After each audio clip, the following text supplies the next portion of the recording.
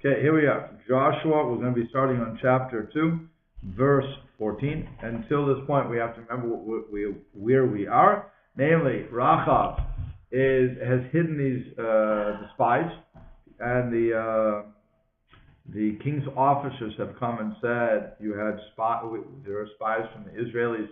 They didn't call them Israelis, but basically Israeli spies, Mossad, the original Mossad. Okay.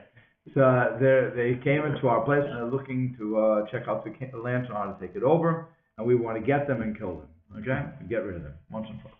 Well, she knows that they are spies and knows that they're going to lose anyway. The Jericholics, I guess, Jericholics. I don't know what you call these people. People from Jericho.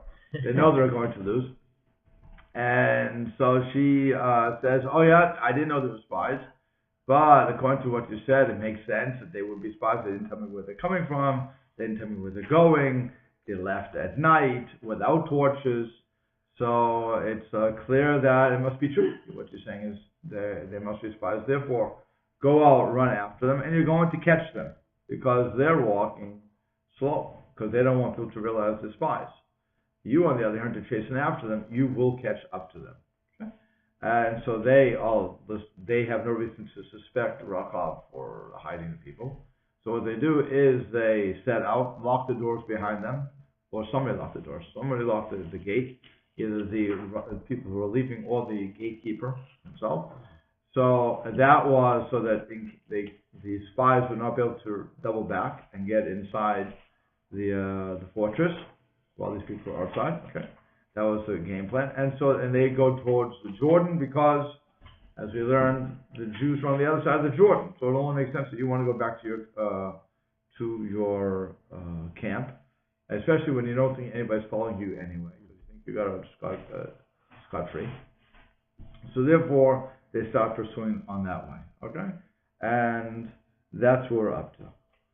And now, I'm sorry, and Rachav asked, she now, after the men have left, she went to the spies and got them out of their hiding and said, I have to ask you to do a favor. Just like I saved you, I want you to not only save me, which is the only proper thing to do, but also I want you to save my family. Of course, they are in full agreement. Why not, right? So here is chapter 2, verse 14. Let's see what happens. And she said, "Vayomru laha anashim," and they, the men, said to her, "Nafshenu, our soul, tachteichem, is in the place of yours." By the way, yours would be you plural. It's not singular. It's not tachteich. Okay, it's you plural, and it's actually you plural masculine. Okay? So it says, "Our souls are in your place." Lamut to die. V'im lo tagidu, if you do not tell, if you plural, you plural masculine, do not tell et devarenu, our words this. If you don't tell this, our words. V'haya, and it will be beteta Hashem lanu, when Hashem gives to us et ha'art, the land. V'asinu imach, we will do with you. Now it's you, the singular feminine. Right? Chesed ve'emet, kindness and truth. So what are the questions? So why is the you masculine plural? In your place, right? And then different in the next. Did you not say that? Feminine? And when it comes down to we will do with you, yeah. Right? That would be that would be feminine singular, correct? Mm-hmm. That's one question you could ask. Yeah. What else? Mm-hmm. What else? Anything else?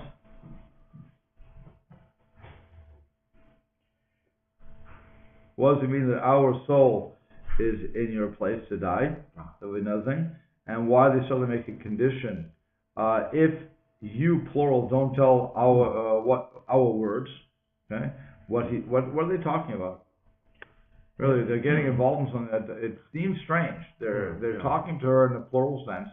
And they're then, unless you want to say it's a royal you or the royal we, I mean, you could always say something like that, but I don't think that's going to work. I think it's because she wanted her family to be there, and their family had to be quiet too and not reveal. Oh, maybe that's secret. Oh, okay, good. That's good. Very good. Anything else? Any other possibilities? And then, of course, when he says, I'll do it through kindness and truth, what would that be referring to? Yes? Everybody see what I'm saying? Mm-hmm. Okay. So we have a couple of commentaries. One is Masudas Davin that says, when it says our souls, it says, if somebody wants to send forth their hand, in other words, if somebody wants to kill you plural, okay? So we will give our souls up to die in your place to save you. What they're referring to, remember she's asked to save her entire family. So like you were saying, Victor, that is referring to, when it goes you plural, masculine, it goes to the family. Why masculine, by the way? It's the man's the head of the household. Maybe, usually. When you're inclusive... grammatically, whenever you have one man with a million women, it always goes to masculine. When there's one man, that's how the language works. If there's one man with, like I said, a million women, it's going to be masculine, whatever it's going to be. So here, since you said father, mother, sister, brother, masculine plural would make sense. Okay? So that ends that problem. And then it says this word, okay, and this sign that you requested and we will give to you is that unless you tell people and reveal the sign, that why would they be afraid of anybody else knowing what the sign is? Because then they might put their sign up too to try Correct. to save themselves. Correct. Exactly.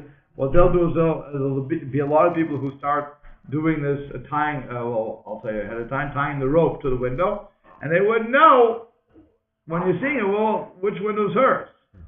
I don't know. So he says you can't do that, because then basically all bets are off. We have to come in to destroy. That's what the rule is. So now you want us to save you, which is fine. We're agreeing to that, but you can't tell anybody. And then we'll do this kindness and truth. That is, that you did with us kindness, but you looked toward reciprocity. But we are doing with you kindness of truth. What is that? We don't want to be paid back. I have chesed, I have kindness, and I have chesed shel emet, I have kindness of truth. Okay? What is kindness of truth? That is when I bury a person. I don't want to be paid back for that. Is that phrase mentioned in the Torah, or is this the first time in this usage? I'm not sure. That struck me too. I'm not sure. I don't think it is mentioned in Torah like that, but it could be. I don't remember it though. But like I said, chesed shel emet is like I said, if I'm burying somebody, I don't want to be paid back for that because I want to live forever. Why do I want somebody to bury me? It's not normal. Okay? When I visit somebody sick, and I go to the hospital or whatever it is, I'm visiting, that's what we call bikkur cholim. I don't want to be paid back for that. That means I'm sick. I don't want that. Going to a wedding and making the bride and groom happy.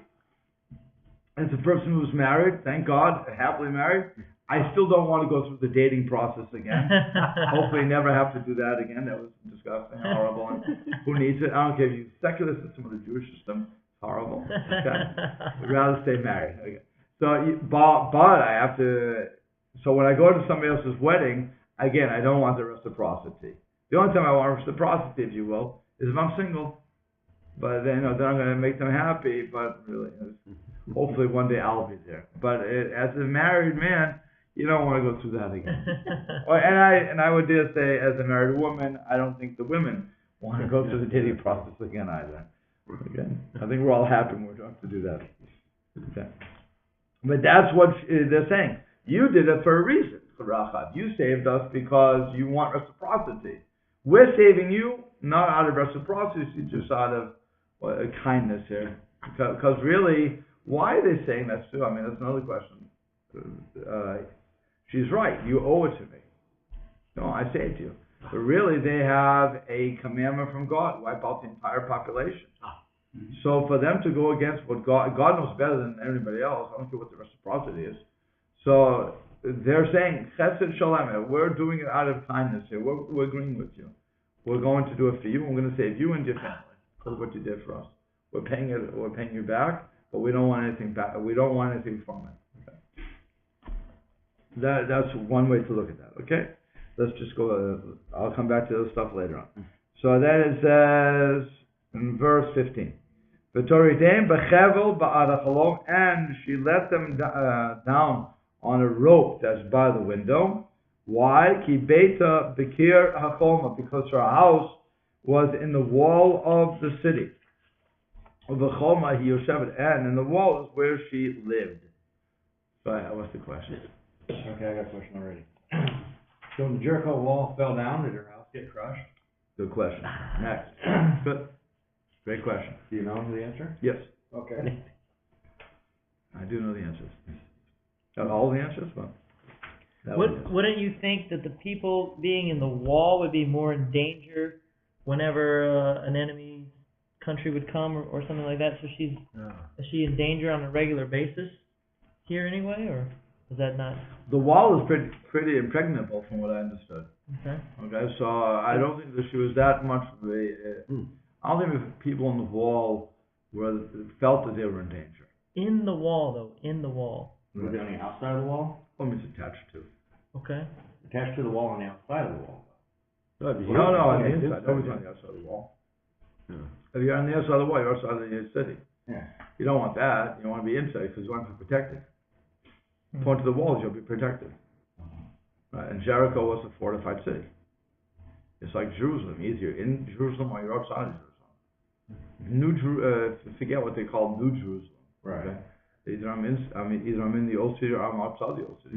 If I have my house outside the old city, I'm not in the city.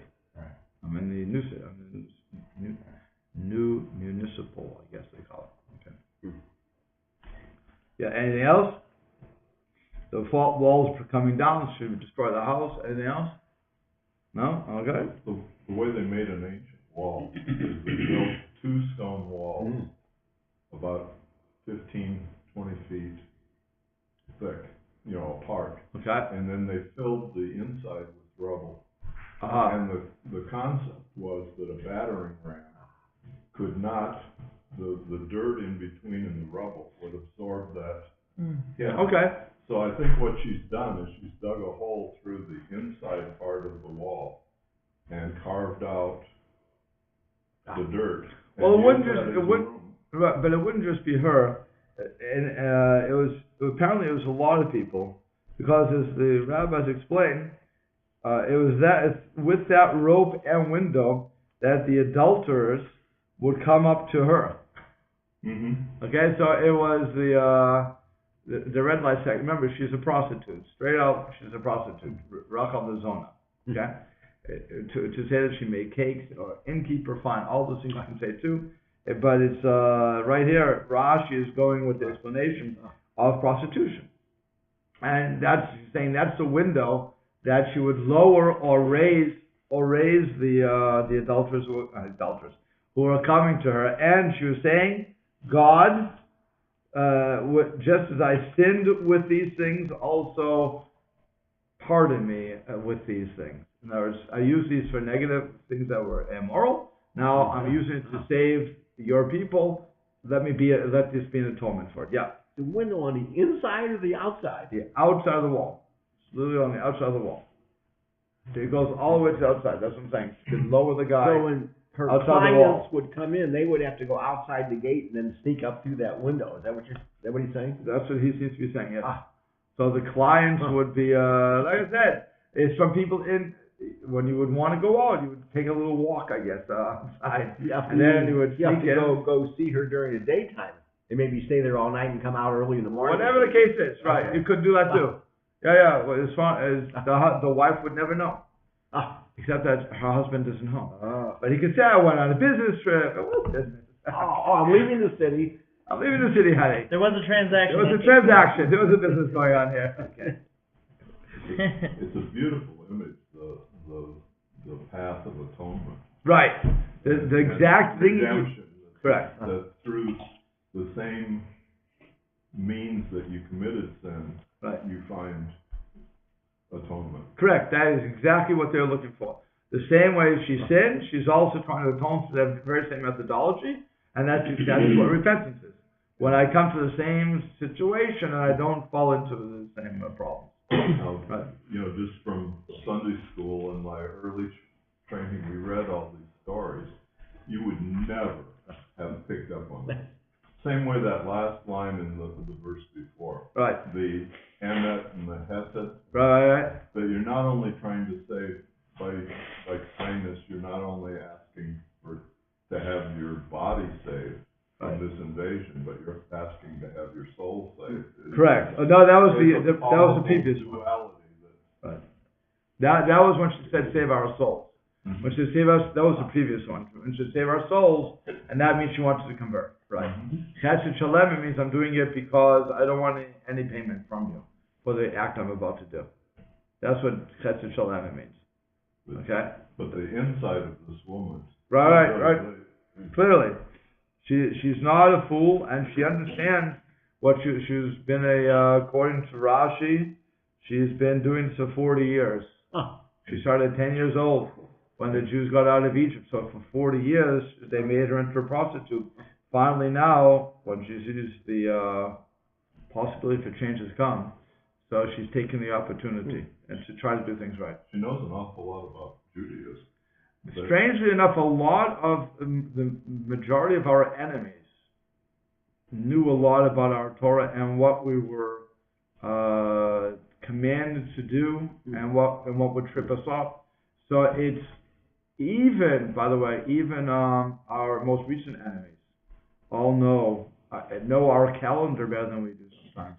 You had Ahmadinejad, who, many years ago, when he was the big guy on Newsweek or something, when he was calling for the destruction of Israel, which he does every day anyway, but he said there was a date that he picked that was going to be when he wages war in Israel, and it happened to be, Jewish calendar-wise, the worst, one of the worst possible dates for us. And he was really having a spiritual fight. I do believe, for the whole world to hear, I do believe that he understood what a calendar was and because they're spiritual. The enemies are spiritual. In the craziness, they're all spiritual. They have their spiritual guides. That's why Pharaoh knew to throw the kids into the water, because his astrologers told him that the Jewish Savior is going to come out on this particular day. So drown all the kids. Okay, they listen to these people. Okay, and they also read the books. What better way to know your enemy but to read their books? You read their books, you know what they believe, you know how their God works, so you operate on that level. If you don't know your enemy, can you imagine if Muhammad Ali went into the ring, using Muhammad again, if he would go into the ring and never do the homework on his opponent, he would have been knocked out 1,000 times over. The fact of the matter is, when we go into the ring, or we go into wrestling, when we go into a debate, we know what our enemies, we know our opponents, I won't make them enemies, but we know what our opponents believe and how they work. Otherwise, you're going to lose. You have to know what it is. So, they did know what was going on. And on top of this, they heard it. Don't forget, they heard the news that, and she said, that God dried up the Red Sea. They heard about the utter destruction of Egypt. And they heard, most recently, of the destruction of Sichon and Og. Two literally giants, in the area who were supposed to be protectors. And here they were taken down by a bunch of people who never fought in their lives and were slaves 40 years ago. And it's the kids of the slaves. I mean, where's the military training coming from? So they know it's from God at that point. And I want you to think about this too. In 1967, when the Jews beat the Arabs back in the Six-Day War, the United States of America couldn't pull off the Six-Day War, and they tried. Okay, they couldn't do it with Bush 1, Bush 2, and certainly not Obama. Okay, Obama said he would close the war when he first got in, along with Guantanamo Bay. None of that happened. Finally, Baruch Hashem, we're supposed to be ending the war. Thank God. Good, but it didn't happen. Why? Because in that Six-Day War, God was on our side. Period. We had done the impossible. Okay? It wasn't by Israeli because of their brilliance or their great fighting technique. It was purely God. The bombs that are dropping on Israel today, they called it the Iron Dome. It's not an Iron Dome. It's God's protection. And our enemies understand that. That's the whole thing. They understand that. We're still under divine protection. So how do you stop divine protection? By getting us to sin immorally or doing something like that. That's what they knew. That's what Bilam understood. That's what all the enemies will ultimately get. Either make us assimilate or make us act immorally. And then Hashem's divine protection, as it were, will be taken away just a little bit so they can get in. Okay, so it's true that they did understand. And it's true that Rachav got it. But Rachav's going the other way. She's saying, I'm not going to try to defeat you because you're throwing sevens every time. You're playing a game of craps and you're throwing sevens.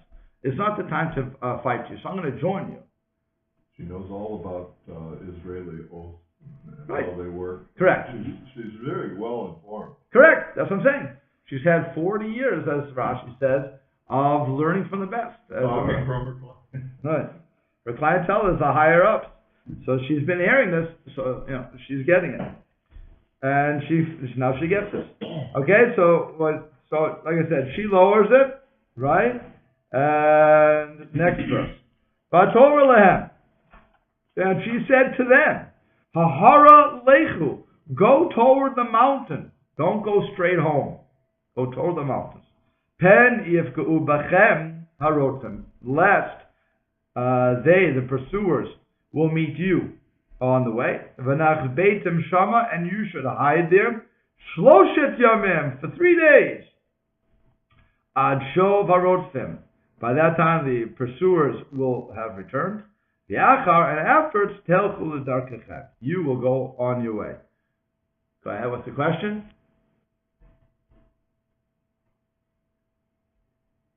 She had prophetic vision. She knew what was coming. What's the prophetic vision for? What particularly? She knew that they were coming. She knew that what does it say there? Yeah. In 3 days. In 3 days. How should you know 3 days? You want to see prophetic vision, right? Okay, what else? How should you know 3 days? This is the basic thing. What else? She tells them where to run, right? Yeah, where to go. How do you know they're not on the mountains? How do you know they went to Jordan? I mean, it's logic that they would go to Jordan. Maybe she saw them going in that general direction. I don't know. But she was saying go to the mountains. Didn't she say previously or pursue them to the Jordan? Pursue them. No, she said pursue them. To the Jordan? No, she didn't say that. I don't believe. No, it says she didn't say that. She just says you should go after them. Go. They went. They left. You should certainly pursue them. So they went on their own because they understood that they're. Remember, they think here. It says the men pursued them in direction. Men pursued them, but she didn't say that she sent them. She never sent them to the Jordan. I think you commented on that. Maybe I'm wrong. That you said the king's men assumed that they would want to go back in the direction. Correct. No, that's true. That's why they were going to Jordan. But she doesn't know that. How does she know that? Maybe she does know that. Maybe it could be all logic. Yeah. From where Jericho is, the mountains would be further into Israel, unless they're going across the Jordan River, and then there's mountains on that side also. No, she's saying go toward the mountain area. Go towards that. That's all. In other words, don't go straight back. She's saying don't go straight back. Whatever you're going to do, don't go straight back. So if you go straight back, they're going to meet you, she said. How'd she know that? Okay, how'd she know where they went? Okay. She must have had this perception. She must have, perception of what. Okay. You could say all that. You could say what Mike said because Rashi actually agrees with Mike. And says that she saw through some sort of prophecy that they would return in 3 days. So some people say it sparked in her that it came out in 3 days. Really, she didn't because she wasn't. Remember, in order to have prophecy, according to my Maimonides anyway, we have to be really ready for it. So if I'm not, God doesn't just throw prophecy into us and say, okay, now He's going to start prophesying about Xfinity and how they're going to expand and take out Time Warner, cheap pop for Xfinity. Okay. But but all of us have that spark. All of us can have a spark of prophecy. Where you say something where you don't know what you're saying, but in reality it's a prophetic statement. Okay. Then it comes true and you can't explain it. Well, you don't even know it. You don't even think about it. Yeah. Okay, you didn't even think about it. You just said it, and the fact of the matter is that was God throwing words into your mouth, but you didn't. Where did it come from? I don't know. Or you get like if you're driving or walking or something, and something tells you just to stop or don't turn or something else, then a car comes flying by. Yeah, could be that. Right.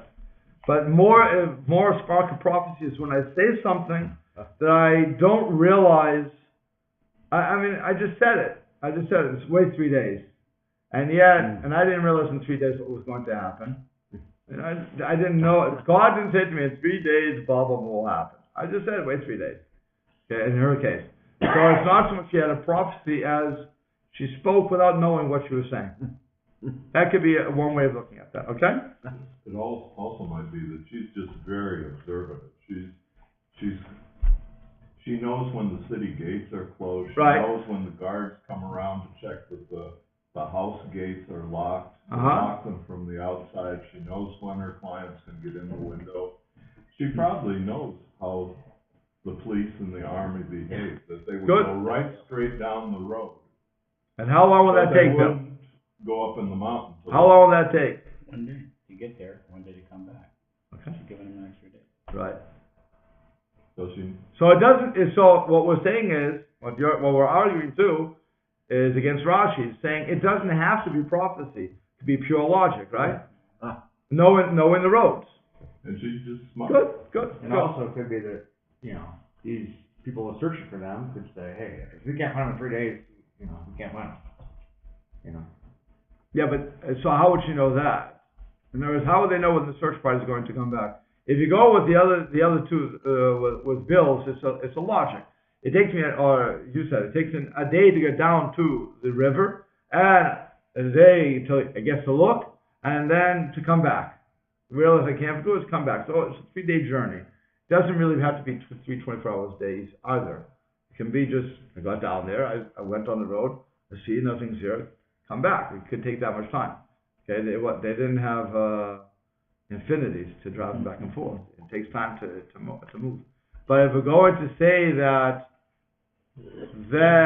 they decide on their own to come back after 3 days without any logic, then you have to default to Rashi to say, oh, that was pure prophecy on her part that she knew. Okay, but the logic, if I have logic, I don't need Rashi. If I don't have logic, I need Rashi. Yeah. She knows how far the army is away. Right. I hear what you're saying. And that these men would assume if they spend their 1 day going down, they see the river, they see the army encamped. Right. They must have made it. Right. If we didn't see them, then that they would be running for their lives as fast as they could. Correct. They wouldn't just go a short distance and go up on a mountain and hide. Right. No, that's true. If they could get back to where they were going, so they would. I agree with you. And that's what the men were probably thinking. And they were on a mission, and the most important thing is to get their information. Right. That they would go as fast as they could. Good. Okay. Let's go on. It says, we're on 17. V'yomru eleha Hashem, and the men said to her, Nikiyam anachnu. Now, mind you, they're down on the ground apparently, because she let them go down on they're outside the wall having this discussion. That's what it seems, right? She let them lower them from the window, because that's where her window was, and she says, go toward the mountain. Now they're saying to her, Nikiyam anachnu. We will be free from your oath, Asher Batanu, that you caused us to swear. Condition. Yeah. Conditional. Conditional. They're down on the ground. They can do whatever they want. Okay? Lady, we appreciate what you did for us. Our life is in your hands and you saved us. Very nice of you. But you know what? Our oath is conditional. How do you do that? That's like buying a car, buying Xfinity. Getting Xfinity and saying, and when I get the bill, say, I don't want to really pay this. It was conditional. I have to like your product, and it says I'm not going to pay you anymore. What kind of nonsense is that? Once you said yes to it and swore by God's name that you would do this, what kind of chutzpah, nerve do you have to say no? It's conditional. Where do they come up with that one? Any answers? Yeah, conditional that she does the right thing too. Well, it's conditional that she Doesn't didn't tell tell anybody. Okay, That's one condition they gave her already. right, that's the condition they said. If you tell everybody, it's basically over. But if they didn't tell anybody, now they're saying we'll be clear, we'll be clean of our oath that you swore to us if you well, they didn't even say what is yet. Okay, so Rashi explains already. He says, "Behold, we are making this conditional. We're making the conditional in this sign." Okay, so he says, next verse, "Hine anachnu ba'em ba'ar." Behold, we came into the land. When we come into the land, et tikvat chut ashani hazeh. This string of purple, scarlet thread or rope that you have, tikshuri, b'chaloni, will tie it in your window, asher horadetenu bo, that you lowered us on it. Ve'avich, ve'imeit, ve'achayich, then your father and your mother and your brother, the ekol be'avich, and all the household of your father, ta'atzvi elayich, gather to you habaita, into the house. Okay, that's the next thing he says, and then they continue. Vaya, and it will be kol asher yetze midalte beitei chachutza. Anybody who goes out from the doors of your household outside, damo barosho, his blood will be on his head, but not on the kia, and we will be innocent. V'chol asher hiya itach b'bayit, and everything that's in with you in the house, damo baroshenu, its blood will be on our head. Im yad tihiyah bo, if anybody touches them. Okay, or it referring to them. Any questions so far? Sounds a lot like Passover. The Passover, they had to stay in their house for the angel of death. Okay, but they didn't. Why? I hear like Passover. Okay, but it was Passover. The difference would be that God is saying the angel of death, or actually God passing over, is going to, if you're in your house and you put the blood on your doorpost, Right. on the inside, by the way, the blood was on the inside of the doorpost, not the outside. Unlike the Teshuvah the Milshah of Ten Commandments, it was really on the inside, because it's only for us to see, not for the non-Jews to see, or the Egyptians in this place. And it was only for God to say that, to see that we did what God wants us to do. It was we follow the commandments. If we didn't, so then we would be killed like everybody else. Okay. Right. So that was on the inside, and we shouldn't believe, because once death is going through, it doesn't know how to stop. Here, I mean, you're not going to stop it. Here, on the other hand, there's no angel of death running through this system here.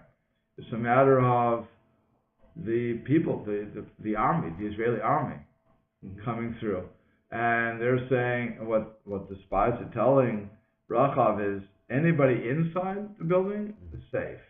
Everybody outside they're on their own. Why? The protection's only inside the house. Correct. We don't know who your family is. We're not going to say, unlike Captain Phillips, wear the orange shirt and stay where you are. Wear that shirt because you identify. So they didn't have the shirt saying, we are Rachav's kids. It didn't happen. So, and even if it did, who would care?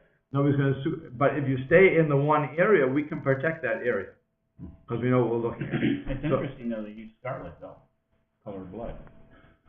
That's what she had.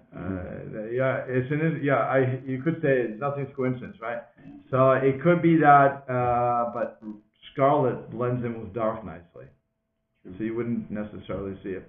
That's probably why she used to bring the guys up and down, because nobody would really notice it. It wasn't always hanging there either. She would have to bring it up and down. Clearly, it wasn't always out there, because otherwise everybody would be coming up to say hi. So. One of the things that I see, Yeah. as you go through each one of these verses, that duality between saving your body and saving your soul. That one of the notes that I really liked was the tikvat is a rope or a cord, but it's also a cognate for hope and expectation. Correct. So it's not only this rope is also her hope of salvation, that you keep that duality Right. in each of these verses. All right. You keep, and these are things you could only see through the Hebrew. There's no way you could translate. Which is why I say you have to have Hebrew. All right, tikvat is hope. So she's again using that concept of I want to do repentance, and I'm using that which I sinned with to hopefully gain my atonement. Absolutely. This rope of sin is also the rope of hope of salvation. Right. It's a beautiful thing. It is. Okay, so now let's continue. We're on Chav. Now I'm going to go back once we go through this whole thing. It says, Im tegidi ete verenuzeh. If you, this is you, singular, feminine singular. If you tell these words, vayinu nekiyim, we will be clean, mishvuatech, from your oath, asher batana, that you caused us to swear. And then, and she said, vatomer kidivrechem kenhu. She says, as your words, that's what it'll be. In other words, I agree. I'm agreeing with everything you said. If I tell anybody, all bets are off. Vatishalchem vayilechu. She sent them, and they went. V'tikshor et tikvat ashani b'chalon. And she tied the scarlet rope to her window, in her window. Any problems there? Why is she tying it now? Taking no chances, I guess. Yeah, that's what I would say. Wouldn't you think that people are going to notice there's a rope there? Sure. It's at night. It's nighttime, isn't it? Yeah, but it's going to be daytime. daytime in a few hours. And they're not coming in that day. They're coming in later. It's not going to be immediate. Right, it's not going to be immediate. So, you think you should put it down now? Well, then people might ask her, what's this in your window for? No, the window they know. The window is Rachav the zona. You don't ask God why the window's there. She's the zona. We understand why the window's there. But it's amazing that you want to put the rope there now. Okay? So let's go through this. Okay? I'm going to go back now to the because we basically have the understanding. We've given some answers, and now I'm going to go back and we're going to run through the commentary of the Malbim, and you'll see that many of your answers that you gave were indeed on mark, and he'll add some more to the story also. So we were starting at 14. So it says, our souls. They said to her, also this obligation from this that we have for our souls comes from pure justice, to give our soul in the place of their souls. As long as you don't tell what we are planning. It says, because of this, that you did not tell our words, namely that that we informed you of when we said we are spies, and you didn't tell the house of the king when they came to tell us, we have spies here. You didn't reveal us. So if so, you saved our souls, and this is a fact. But when Hashem gives us land, and then we will do with you kindness of truth.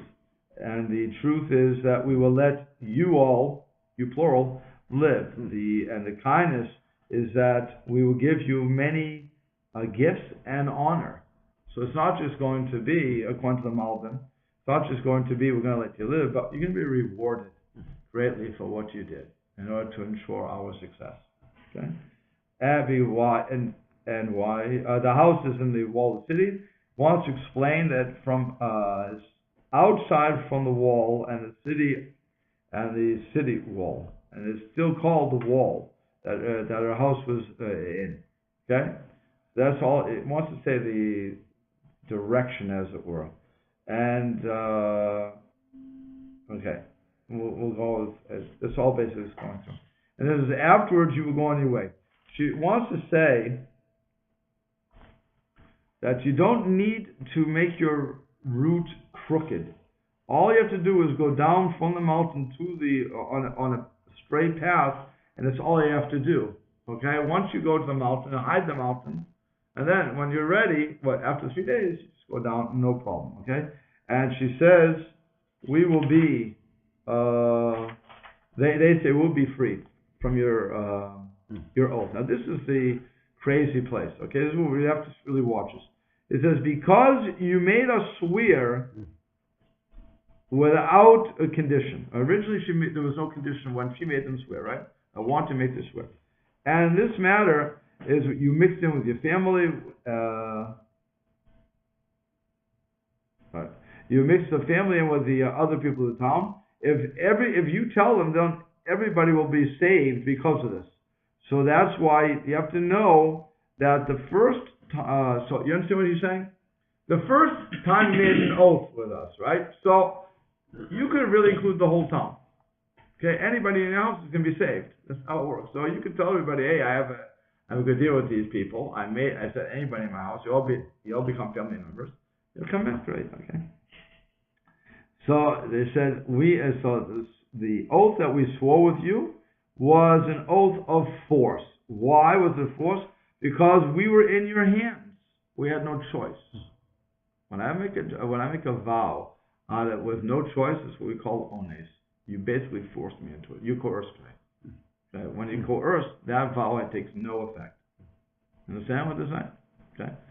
So he says that this vow that you, like I said, okay, and in all that we swore to you, now that we're not anymore coerced, that's why I make this on condition that that it only will apply to your household that's in your house and not that goes outside. So now we have to start explaining to you when you made the vow, when you made us make a vow to you, that was purely by coercion. You got us. We have no choice. We're going to say yes, yes, yes, yes, and then you lower us. Now we're no longer under coercion. Now we're going to explain to you. By the way, I can even say God's name with that because I'm under coercion. Is this something like Kol Nidre, like we say over here? I mean, the concept? Where if we I hear under duress or something? There's a concept like that. So if I make it under duress, but anytime I make it under duress, it doesn't hold. That's the point. Anytime I make an oath under duress, that's my out. I don't even have to nullify it. And that's their point. You think you were so smart because you made us swear with God's great name. Well, it didn't really work. Well, we'll follow it because you're a good woman. But we now can make conditions because you coerced us into it. But now we're voluntarily coming to make you a promise, but on these conditions. You understand? That's why they keep saying that we'll be clean of this oath. Okay? Because really the first oath we never were obligated to. You understand? Mm-hmm. Once I make an oath out of coercion, it's worthless. Now, is that the same like what we're talking about with the history as far as convert or die? That's not a legitimate conversion if you agree to absolutely, that? Absolutely. Convert or die is irrelevant. That's why if a person they say convert or die, and the person converts, that first of all, as Jews we don't accept conversion anyway. Right. Okay? Even if a person converts willingly, we say the person is just a apostate. Okay, using English, we just say it's an apostate. That's the end of it. The person is still Jewish till the end of his life. Okay, Jesus, assuming that Jesus actually would have converted, although was he going to convert to anyway? But assuming he would have given up, it still would be irrelevant because his mother was a Jewish woman, so he would always be Jewish. Okay, anybody who converts, like I said, it doesn't matter who they are. They'll all these guys. We read all these people in history. Joshua-Spies. Joshua-Spies, he converted to Islam. It meant nothing. He died a Jew, an apostate. That's what he died as. Or was killed. He didn't die a natural death. He was killed. But I was thinking of somebody else. I can't remember who it was. But somebody else converted. That was famous. Like the Inquisition? But no, it wasn't Inquisition. He converted because he wanted to move up in the ranks. And I forget what his name was. But again, he died apostate. I can't do anything about that. Okay? You're Jewish, you're born Jewish, you convert Jewish, you're Jewish for life. Doesn't matter what you do. Okay, you're gonna, like I said, if you go the other way for whatever reasons, or you leave, you don't become anything. I mean, normally when you go Orthodox, you normally go Orthodox or nothing. You hardly ever go to conservative or reform. Hardly ever. There are people who could, I guess, but it's not the normal progression. Okay, but it's like I said, so they just die that way. So but if his converter die, so then that's coercion. So we don't consider, and that's also where they get kol nidre. I was coerced into that, so please forgive me, I take away all the vows. But really the vow never took effect. But they feel guilty because they even said the words. Or they went through a baptism. Whatever the case was. So they would feel guilty for that. So Al's guilt, that's all. There was a guy in San Antonio that came to the rabbi. He lived in Austin. And he said he got mad at one of his fellow Yidden one day and said, I will take a vow, I will never go into your house again. And then he regretted that later because of a wedding that came up. Right. And he came to the rabbi in San Antonio to ask him to convene a beis din to absolve him from Correct. That he has to do. That wasn't was his own accord. That was right. That wasn't coercion. If I make an oath, I have to convene a court and I have to annul that particular vow. By the way, it's not too easy to annul a vow. I have to, there's a lot of laws that go into that. Namely, did I know what I was vowing when I vowed? Did I think about the ramifications? And if I did, that's why, then I'm in trouble. For instance, that's why it says in Pirkei Avot that you should never ask a person in a time when he's making vows any questions. You don't ask him. Because what happens? The person says, I'll never go into your house again, even when there's a wedding, blah, blah, blah. Yes. You knew what you were doing. So now when he says, I want to get out. Well, did you say yes to this? Yes. And he goes on the list. You're stuck. We can't annul the vow. You were in good mind and body, you did it. Okay? On the other hand, if you didn't ask that question, then there's a loophole. I didn't have that in mind. I was just angry at the guy. Okay, fine. So based upon that, we can annul the vow. That's why in the Catholic Church, when they want to annul a marriage, they have to know that everything go well. In other words, with everything followed. And they have to annul it. So they have to find some, I don't know how to say knitch. Loophole. Some loophole in the system where something was wrong with the actual vow, ceremony, something. If they can annul. If they can't, they cannot annul. Now, I don't know if everybody tells me $2,000 they can't find anything. So, I don't know. But so I'm not going to get involved in that. But really, that's the logic that it was explained to me by a priest. So I asked about that. He said they have to find something. So I don't know. It may be true, it may not be true. I know they really go through that. Because I don't know why the Vatican would care so much about this. But I know they have to go through the Vatican in order to do this. Wow. Yeah, it's a pain in the neck. I mean, talking about Jewish divorce, that's the worst. They have to go crazy just to annul a marriage. We don't annul, we just end it. We get a divorce. We pay the money and get divorced. But Christianity apparently does not allow, Roman Catholicism apparently does not allow for divorce at all. I don't know. Like I said, I'm not sure why they don't, but it's that I never got an answer for. Okay. But it's like I said. So back to it says when they were going. So when they're outside, they say we will be free. Only you have to tie this rope so that we will recognize the house via that sign. And only in this manner, and only in this way, if you don't tell people after the sign, because otherwise everybody's going to be tying it to their windows. We won't know what's going on there, so you can't do that. And because and again, because we swore at that time, we were coerced. The first time when they said, if you don't tell our words, that was in the language, that was in plural. Because they're including also her household. Because the household also knew that they were spies. And they didn't tell the king. And here, the intent is on her, on the telling of not telling about the sign, that they didn't know everything. Only she would know this alone, what the sign was. In other words, when everybody went to spy, like you said, when they were spies, everybody in the house knew they were spies. And that was clear. Okay, the household knew, not a problem.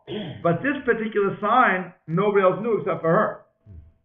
So if she's going to start telling everybody what the sign is, the odds are that she's going, and that's why it's singular. Don't you tell, and because if she tells them, somebody's going to let everybody else know. I mean, it's very hard to keep that sort of a secret because everybody wants to save somebody. Prostitutes are good at keeping secrets. Say again? Prostitutes are generally pretty good at keeping secrets. There you go. I wouldn't know. I can't verify or deny. Okay. So it's so it's explained that there's the way of where is it? I lost my place.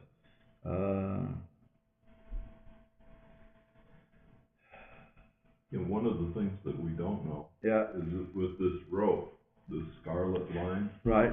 If that is the same line that she used for her business. No, it is. That's Rashi says that. Rashi says the same rope. So that one question we had in verse 21, right, is why she would have bound that. You know, the neighbors would have been more suspicious if they didn't see it than if they saw it.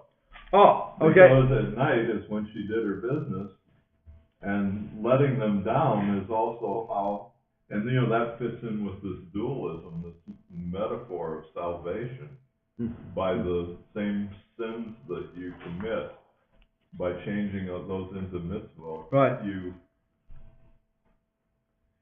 I hear. So you should know, there's two sides to it. One side says, one opinion, the name of the mountain says, she put it down right away. Why she put it right away? So people shouldn't recognize this is a sign. There's something different. Right, something different. Now suddenly the Jews are coming in, and this woman's tying a rope to their window. Oh, well, let's all do that. Okay, that's what I think. The other opinion says no.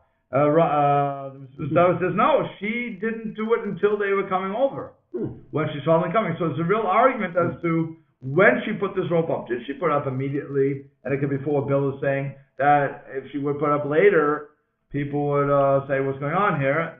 And they could obviously start tying up.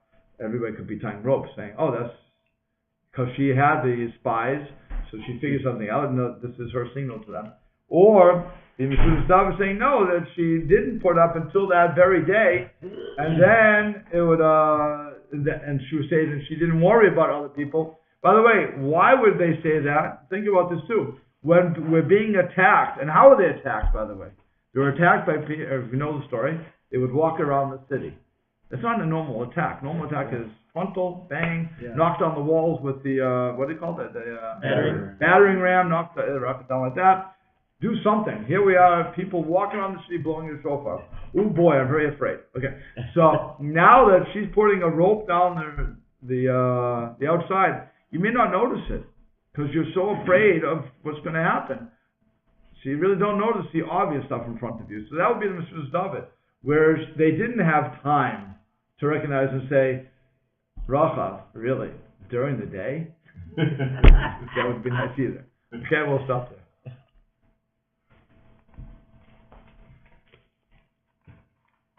So the window faced the outside, but her house was on the inside of the wall? The house is on the inside of the wall, right. What happened, oh, by the way, just to answer your question, since I'm still in the air, the wall, the reason the wall, when the wall came down, the rabbis asked, when the wall came down, why didn't the house collapse? Because it was only partially connected to the wall. It could be for what Bill was saying, because of the double wall system that they would have had. Namely the wall, the rubble, and then the other stuff. So now when the wall's falling, since it's not a complete wall, if I'm going to take that completely, so it would make sense that only the outside wall with the rubble would fall, and she would still be left with that sort of wall to our house. So that she wouldn't be hurt. As compared to if you're really part of the wall, when a wall comes down, you're dead. Okay?